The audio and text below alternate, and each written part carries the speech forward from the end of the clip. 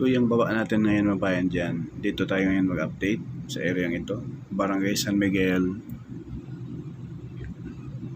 boundary ng San Miguel at Barangay Palma, Alaminos, Laguna. So mula rito mga bayan hanggang doon sa mismong San Pablo Interchange, lampas konti, papuntang Barangay Solidad.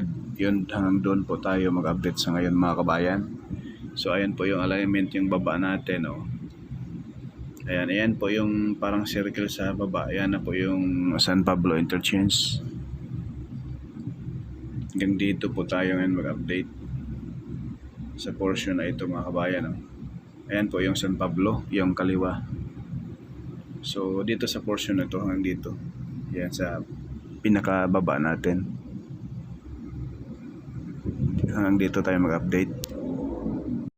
So ito po yung pinaka details nitong SLEX TR4 mga bayan.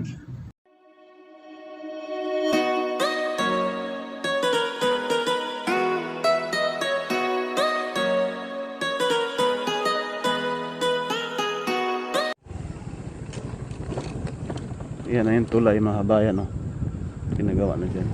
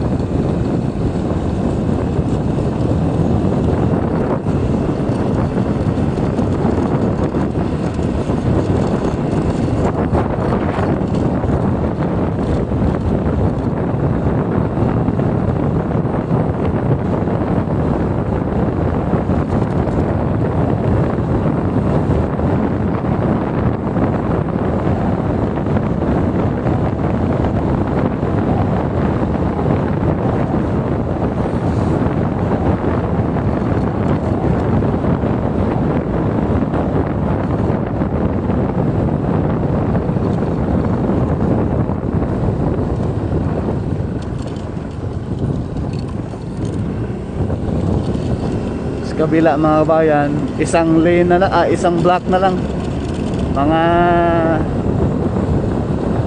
8 meters.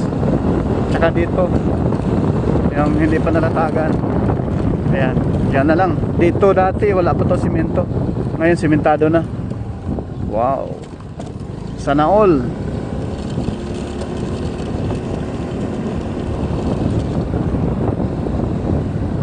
Pati rito dalawang kabila, dalawang lane, 10 meters. Dito rin dalawang lane din to rito mga bayan sa kabila. Ito na lang po ang hindi pa nalataga, no?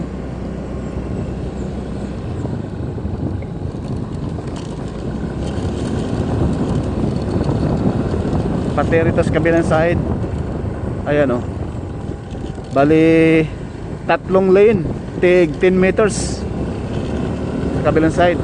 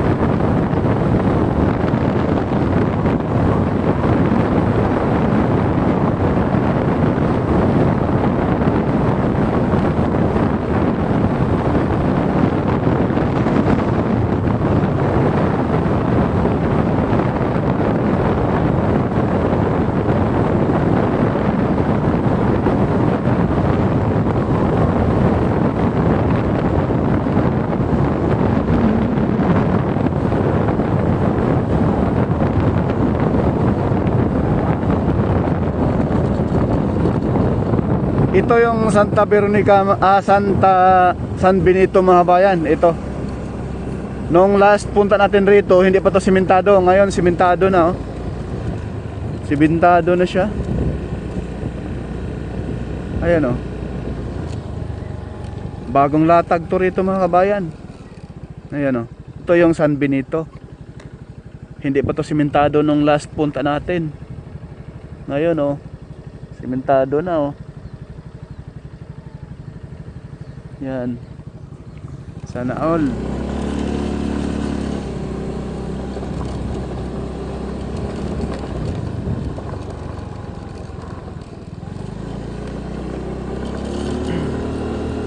Isang lane na lang rito sa kanan. Dito sa kaliwa, ganun din, itig isang lane. Both side. Wow. Bilis ng progress. Ito ay approaching pa Santa Veronica.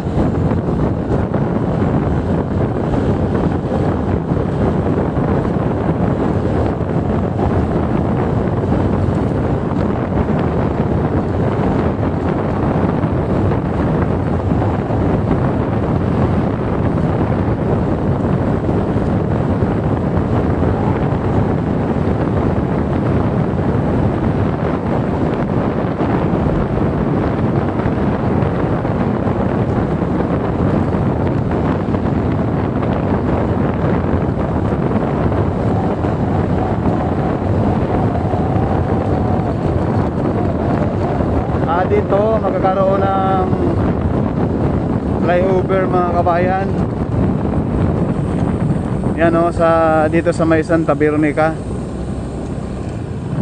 Yung service road sa taas dadaan. Ito yung Santa Veronica. Yung expressway sa ilalim. Yan, oh. Kita nyo naman yan mga kabayan, yung poste. Napakahaba naman yan. Oh, grabe eh.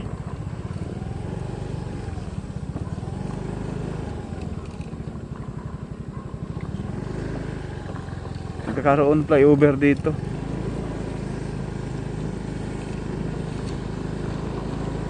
Ayan, poste mga bayan, oh. Lupit.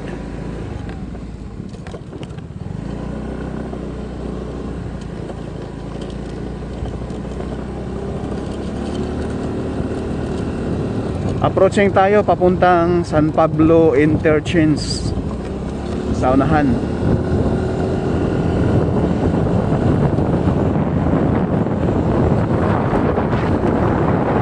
Ang package fee mahaba, no?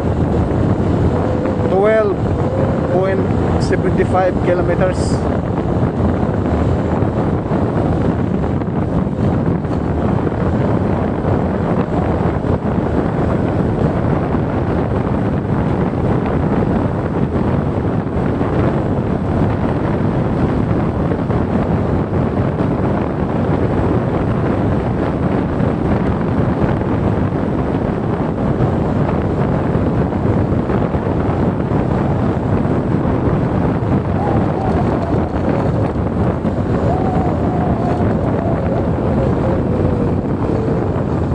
Ito na yung San Pablo Interchange mga kabayan, oh.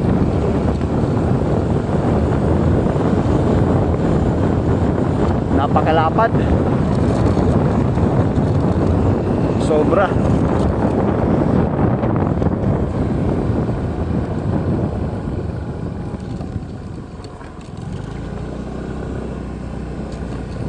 Kapag galing ka ng San Pablo City, papunta ka ng Maynila, dito ang way mo. Pag ganun. Kasi rito mga bayan, magkakaroon ng tulay. Kagaya roon sa SLEX TR3 sa may Santo Tomas. Dito po.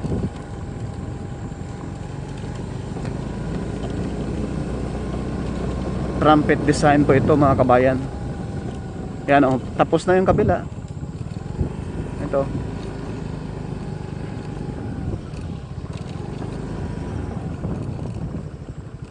Yan, oh, ang poste. Grabe ang poste mga bayan. Tigta tatlo. Kabila din, oh. Mataas to dito mga bayan, mataas. Yan, oh. Kasi tulay ito rito. May buhos na yung taas, oh, bubuhusan na nila.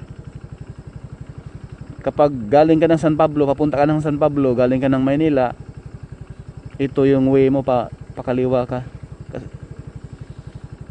Hindi pa natin tukoy kung saan sa area ng San Pablo mga kabayan yung tagos nitong exit entrance nitong San Pablo interchange, no? Kung direkta ba ito sa San Pablo bus terminal malapit sa SM, no? Yan lang po yung ating tansa, no? Mahirap po hindi pa tayo sure mga kabayan, abang-abangan natin. Approach, ito na po yung mga girder, naka-ready na siya.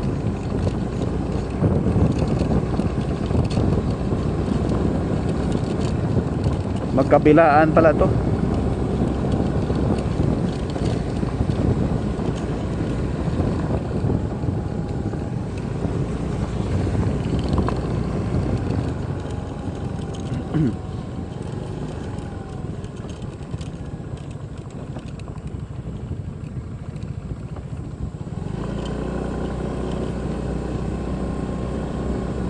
Sa kabila mayroon na rin poste mga bayan. Magkakaroon rin dyan ng ng mismong flyover, no? Yung service road sa taas na po yan dyan dadaan, kasi yung ilalim yan na po yung SLEX TR4. Ayan po. Itong pakanan, ayan na po yung bahay ni Gob Sol Aragones dyan sa unahan mga bayan, no? Napakaganda. At itong pakaliwa papuntang San Pablo City. Hindi po rito pwede mga bayan, itong Barangay San Miguel Road ay napakakipot ang liit. Hindi siya pwede dyan yung daan, yung entrance exit, hindi pwede. So may nakaabang dito sa likuran doon. Pag doon sa bandang likod mayroong posible nga na doon tatama ito, doon tagos sa mismong San Pablo bus terminal. Yun ang maganda talagang way, no?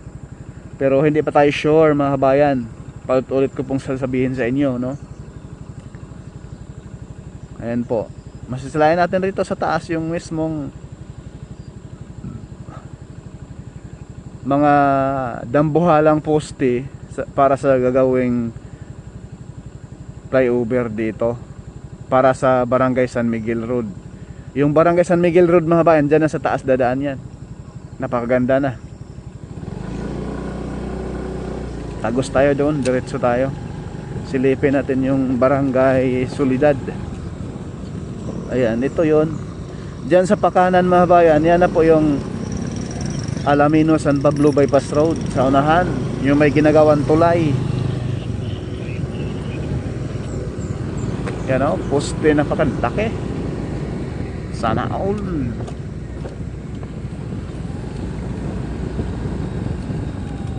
Dito sa portion na ito mga bayan, hinuli nila pag semento. Ayan. Sa portion na ito, package C na ito. Diyan sa unahan, Barangay Solidad na.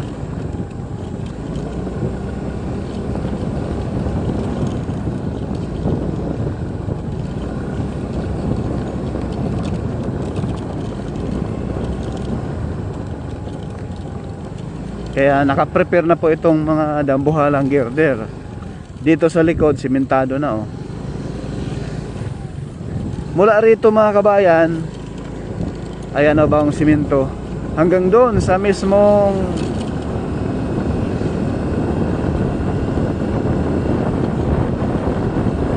Barangay Santa Maria, may konting putol doon, mga 80 meters or 100 meters, mga ganon, no?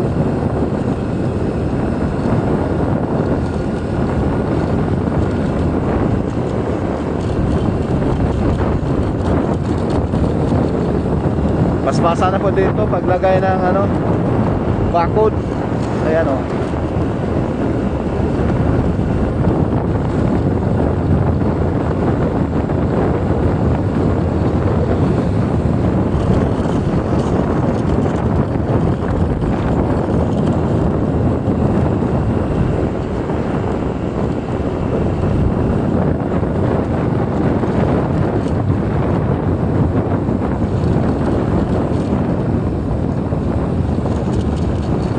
lilipad na lang tayo ng drone rito mga kabayan.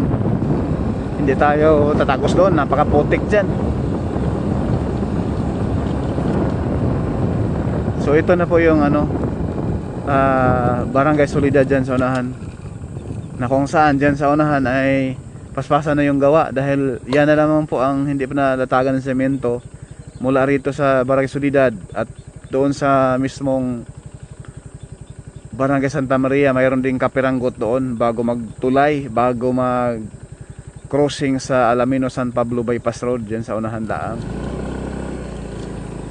Yan tambak na, halos kalibel na po yung lupa dyan sa itong alignment nitong expressway. Ayan. So palipad muna tayo ng drone.